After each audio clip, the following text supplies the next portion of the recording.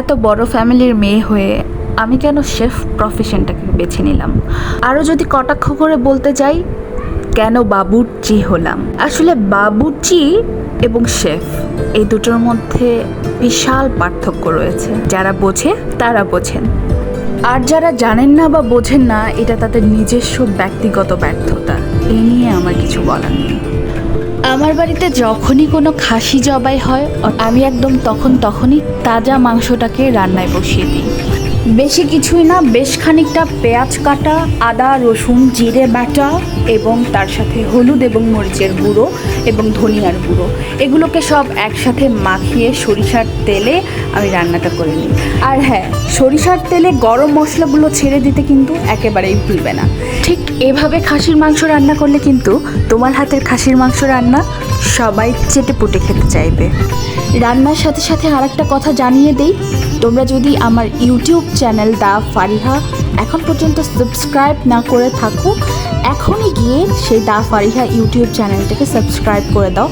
এখন নতুন করে ইউটিউবটা শুরু করে দিয়েছি, কারণ আগে কন্টেন্ট বানানোর মতো সুযোগ সুবিধা বা সময় কোনোটাই আমার ওরমভাবে ছিল না।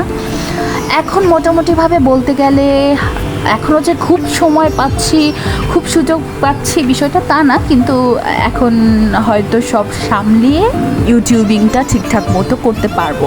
এই জন্য আমি ইউটিউবে এখন নিয়মিত হচ্ছি। আমার ইউটিউব চ্যানেল দা ফারিহা, এটাতে সবাই সাবস্ক্রাইব করে দিও। অ্যান্ড ইয়েস, অবভিয়াসলি এই যে রান্নাটা কথা শুনতে শুনতে আবার রান্না স্কিপ করো না। রান্নাতে আমি কিন্তু গরম পানি দিলাম, আমি কিন্তু কোনো সময় মাংস রান্নাতে ঠান্ডা পানি দিই না, এটা কিন্তু একদম মাথায় রাখবে সবাই। তো ওই যে বলছিলাম যে তোমরা কিন্তু অবশ্যই আমার পেজ দা ফারিহা এবং আমার ইউটিউব চ্যানেল দা ফারিহা, এটাতে হচ্ছে সাবস্ক্রাইব করে দিও।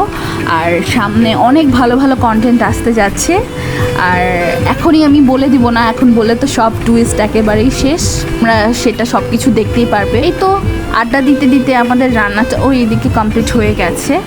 একদম ফ্রেশ মাটন, তার সাথে একটু স্যালাড, একটু সাদা ভাত আর ডুমো করে কাটা আলু। আর কি চাই বলো তো? এখন আমি বৃষ্টি দেখবো আর খাওয়াটা এনজয় করব। তোমরা আমার ফেসবুক পেজ দা ফারিহা এবং ইউটিউব চ্যানেল দা ফারিহা সাবস্ক্রাইব করে এসো।